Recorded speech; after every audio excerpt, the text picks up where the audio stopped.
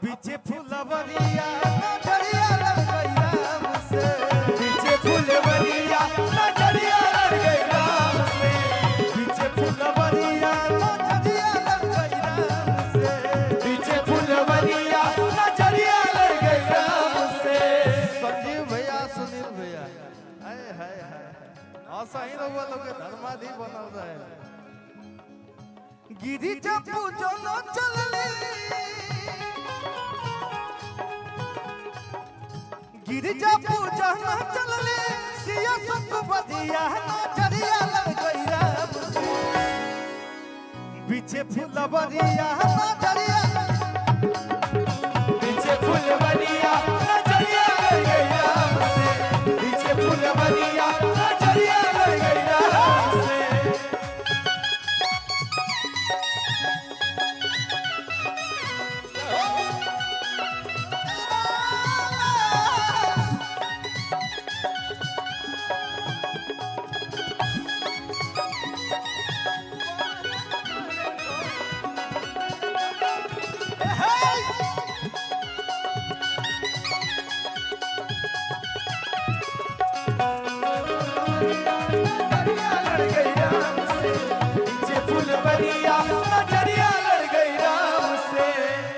सुनील भैया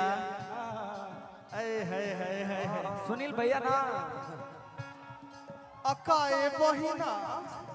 तनी एगो माइक दे दहो अमर बछिया कहो कहतनी और देखबो है लड़का का चीना तरस हो कुछ बोल देखा जानता तो बहिना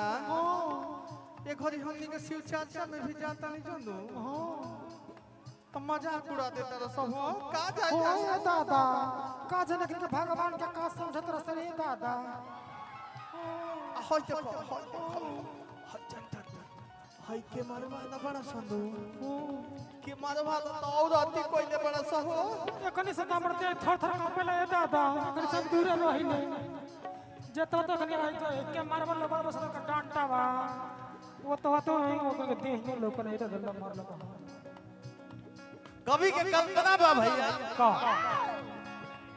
कि जनमा के जैसे निरेखे चकोर हो ओ सही देखे सिया अपना पिया जी के बोल हो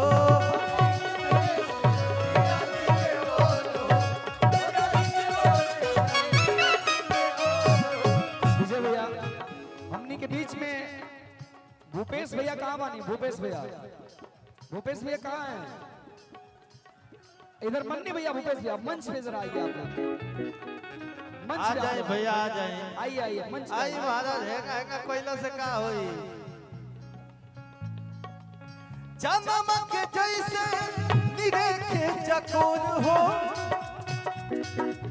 ओ सही देखे सिया अपना पिया जी के बोल हो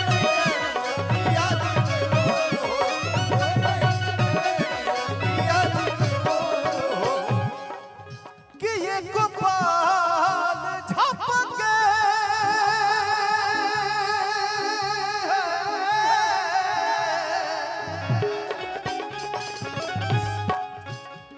एक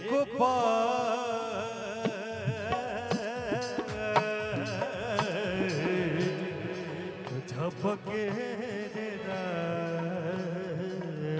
क्या बात है?